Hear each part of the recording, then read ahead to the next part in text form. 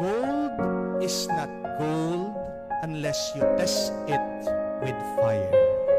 Ang ginto ay hindi ginto hanggat hindi mo ito sinubukan sa apoy. Malalaman mo ang tunay na ginto pag sinunog mo ito. At ano daw po ang palatandaan na ang ginto ay ginto pagkatapos mong sinunog? Ang tunay na ginto, pag sinunog mo, lalong kumikinang.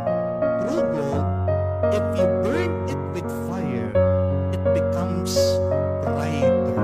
Pero pag ang ginto, peke, sinunog mo yan, ano mangyayari? Malulusaw yan. Kaya nga, ang tanong, bakit minsan sa